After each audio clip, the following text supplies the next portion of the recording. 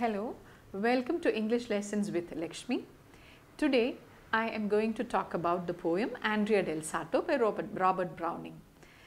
And let me tell you something else before I go on to the poem.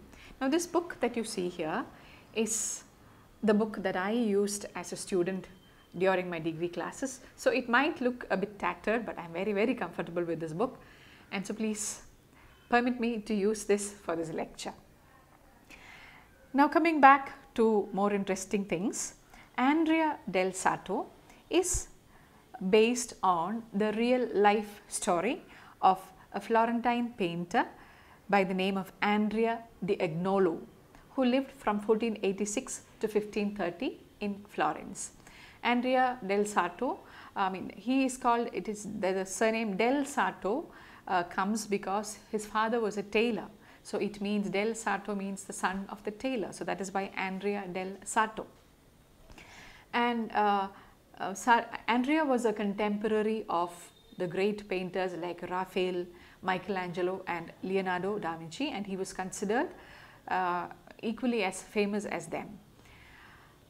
Now this particular poem, there is I came across a small information regarding why Robert Browning wrote this particular poem. It is said that while he lived in Italy, in Florence, when he visited Florence, one of his cousins had asked him to get a copy of a famous painting by Andrea del Sarto, a picture of Andrea and his wife together, and that was a painting by Andrea del Sarto himself. But Robert Browning could not get a copy of the picture. Instead, he wrote this poem and sent it to his cousin. So that is the story behind Andrea del Sarto. And to tell you about the publication, this poem is a part of the many poems. It's one of the many poems in the book Men and Women, which was published in 1855. And this poem also has another alternative title, The Faultless Painter, because Andrea del Sarto was known for his technical excellence and perfection. And this, as you know, is a dramatic monologue, and in a previous video I had discussed the features of dramatic monologue, and so I am not going back to the features once again. So here the speaker is the painter himself, that is Andrea del Sarto, and you have a listener sitting in front of him, and that is his wife Lucrezia. And he is telling her, it's a pretty lengthy poem which amounts to quite a number of lines, almost 268 lines, and so it is quite lengthy, and I will only be giving you a brief summary of the poem, not in detail. And in this poem, Lucrezia is listening to him, and she is not very keen on listening to him. Now the time is evening, it's almost twilight. Andrea del Sarto is in a melancholic mood. His wife is all set to meet a lover who is waiting impatiently outside, but our man is in a mood for some sharing of thoughts, and so he calls his wife and tells her, please sit here with me for some time. So let me just read the opening lines of the poem. But do not let us quarrel anymore. No, my Lucrezia. That's how it begins. Do not let us quarrel anymore, which itself tells us that they've been quarreling quite for some time now. And so he says, now let's not quarrel anymore. And then, hear me for once. Bear with me for once, he says. Sit down and all shall happen as you wish. And then, I love this line, the way he says, you turn your face, but doesn't bring your heart. So she turns to look at him, but then he's asking her, I can see that you've turned your face towards me, but I hope your heart too has come along with it. Are you really listening to me? And then he tries to pacify her because she wants to leave, and so he tells her that he will paint. She had, I guess, asked him to paint something for his friend, for her friend's friend. So he says, I'll do it tomorrow, I'm too tired today. And then he says that he is so much in love with her, and he says, just you sitting here with me would give me immense happiness. So just be here. like married people sit, let us sit by this window and look upon the evening falling on Fiesole. Now Fiesole is the place where they live in. So he says, just sit here and let us watch the evening light fall on the streets of Fiesole. And he says, and you just this one day let me relax, and tomorrow I'll start painting. And he assures her that she will be happy if she sits with him, because the result is going to be really good. And he calls her his serpentining beauty, because she's so beautiful, she's so perfect from all sides. And again, the serpent is supposed to be a symbol of creativity and innovation. And in every way, however he looks at her, he finds her so beautiful. And he also calls her serpentining beauty, because he is enamored with her. She has kind of enchanted him and coiled herself around him like a serpent, that he is not able to think outside her. He cannot think of a life without her. And this serpentining might also have a kind of a negative connotation, because a serpent which is evil, which is tempting, which is kind of preventing him from developing into what he really is. So that way too, her love is very restricting. So that also can be read into the word serpentining. And then as he's talking to her, suddenly, he being an artist, he cannot help noticing her beauty, and he says, how could you ever prick those perfect ears, even to put a pearl there? Oh, so sweet. And then he says, and he looks at her face and he says, my face, my moon, my everybody's moon. So that again is a very interesting phrase, everybody's moon, because he knows that she doesn't belong to him. She has an affair with somebody else. She is totally out of love with her husband, the aging Andrea del Sarto, and so he calls her everybody's moon.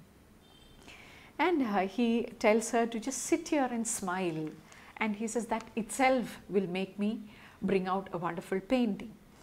And he says that you have lost your first pride in me. Initially, Lucrezia was very proud of her husband, of his achievements, but then as years went by, her pride has slowly diminished. She has found other pastures of interest. And he says, so as the evening falls, he talks about the silver grey color that slowly covers the atmosphere. And as we read the poem, we see that the grey, it's not just the color of the outside sky, but it is the color of his mind, because he's in a very sunken mood, he's unhappy, he has lost all his fervor, the joy of life has ebbed out of him, and all that can be seen in this greyish tone of the evening, and of his life too can be seen here. And then he goes on, he digresses to think about many other things that have happened in life, and he talks about, and he knows that his wife, he tells her, you don't understand nor care to understand about my art. So he doesn't find the kind of support that he longs to get from her, because he says that she's not interested in what he's doing. She doesn't offer any kind of assistance or encouragement to his profession, and he knows all that, and yet he is not able to free herself from his enamoring love for her. And he tells her, he reminds her about how people have spoken such high praise about his work. And he talks about the legate, that is the Pope's agent's agent, and how the Pope's representative had spoken so much eulogizing the paintings of Andrea del Sarto. He says none of those matter anymore. And he is also aware of his immense talent as a painter. He says, no sketches first, no studies, that's long past. I do what many dream of all their lives. So he says, I don't even have to make a sketch like a beginner would do, or like any expert painter would do. I can just straight away draw pictures. I am so good at it. He knows that. And he says, I could count 20 such on twice your fingers and not leave this town, who strive, and you do not know how others strive, to paint a little thing that you smeared, carelessly passing with your robes afloat. So he says even his most easiest painting maybe which he has done, which his wife, even before the paint was dry, she walked carelessly and she smeared the paint all over. Even that, he says, in this very town of Fiesole, there might be more than 20 people who struggled the entire lives to draw something like that. It comes so easy for me. But yet, he says, in spite of all this, he says, in comparison to works of others. Now he goes on to talk about the works of the great painter Raphael, and he says, when I look at, now there is a copy of Raphael's painting there in the studio, which was given to him by George Vasari, and George Vasari was his disciple, who also wrote a book called Lives of the Most Eminent Painters, Sculptors and Architects, and it is from Giorgio Vasari's book that Robert Browning got the material to write his poems on both Andrea del Sarto and Fra Lippo. So he says George Vasari had sent me a print of Raphael's painting. So he says, I can see immediately as I look at Raphael's painting, I can see that the arm is wrongly done. Now he spots the mistake very soon because he was a master of perfection. Each of his painting was known for its technical perfection. But in spite of all that, he realizes there is something missing in his paintings. The technical perfection is there, the very technical perfection which is missing in Raphael's poems. But there is something in Raphael that he doesn't have, and that is what he talks about, the spirit or the soul that is there in Raphael's. It is there in Michelangelo's, he calls him Agnolo. That is somehow missing. And he also makes a passing remark that Agnolo and Raphael are not married, they do not have wives. So maybe that is the reason why his paintings do not have a soul, because his soul has already been sold to his wife Lucrezia. So that is also intended in between the lines. And then he thinks about the mistakes that he has done.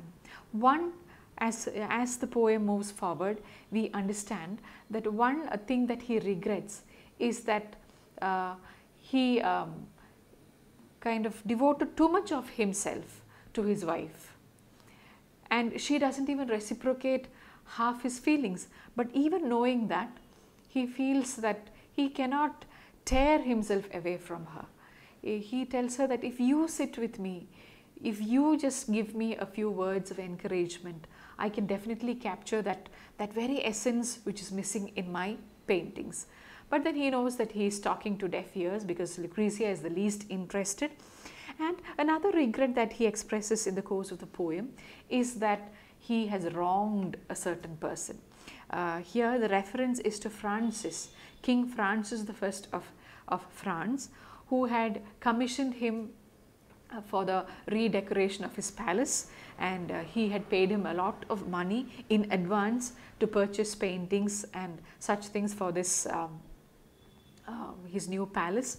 But then what Andrea del Sarto did was that under the prompting of his wife, he took away all that money and left France and came back to Florence, and they bought a house there.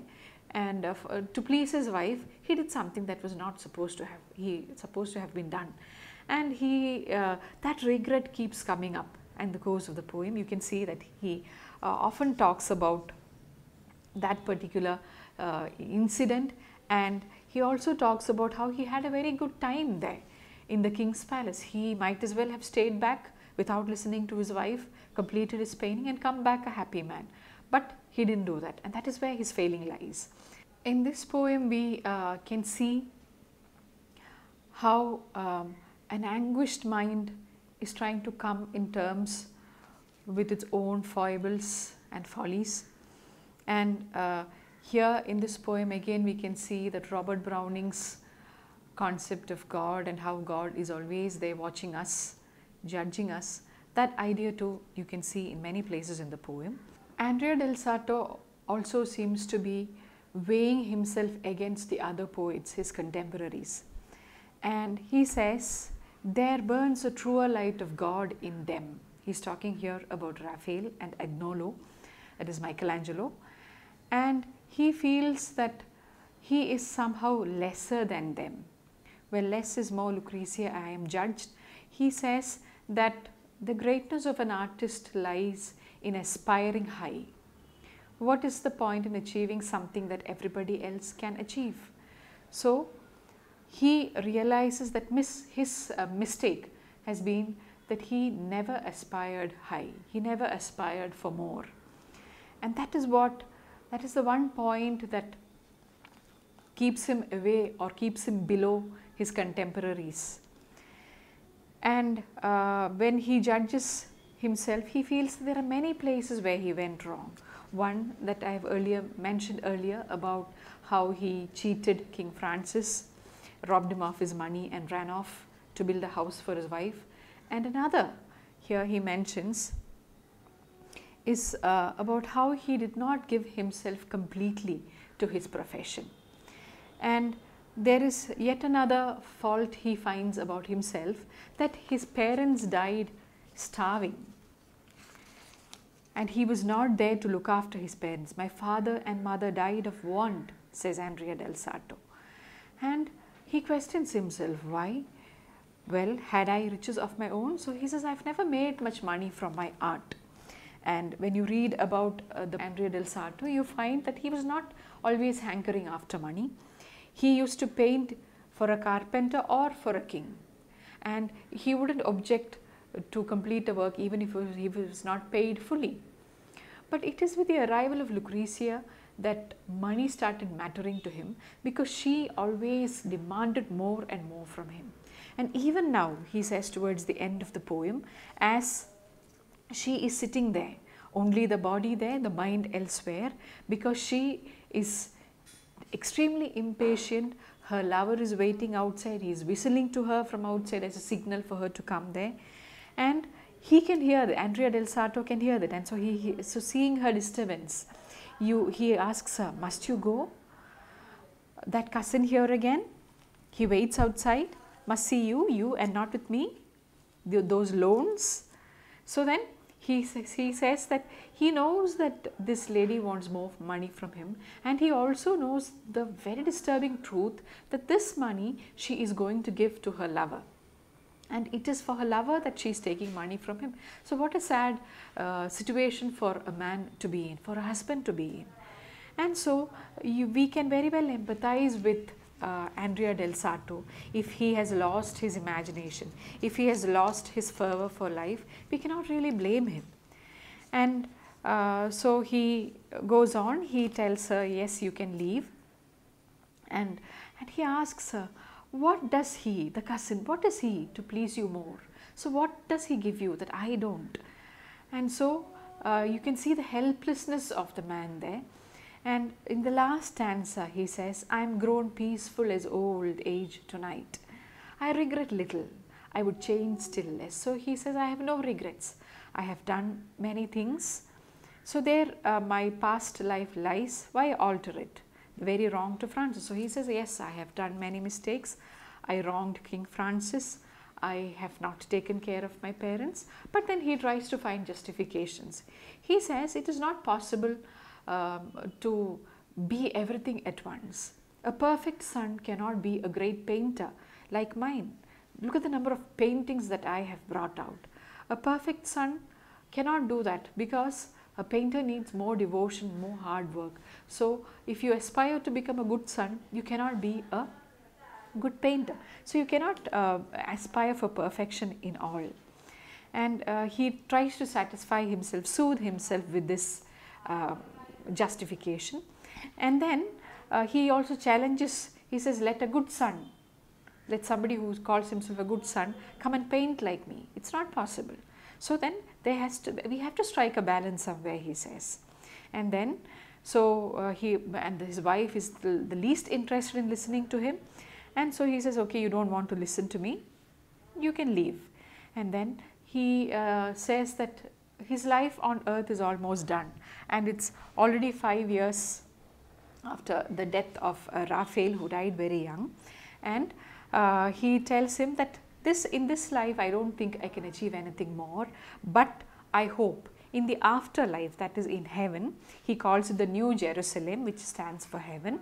He says, there I hope I will be given a wall. Of the 4 walls there, one would be given to Leonardo da Vinci, the other to Raphael, another to Michelangelo or Agnolo, and I am sure the 4th wall would be given to me to paint. So even though I am not acknowledged as a great painter here, I am sure that God will acknowledge my work. And so with that, he consoles himself, and he tells his wife the last line, again the cousins whistle, go my love. And that is how the poem comes to an end.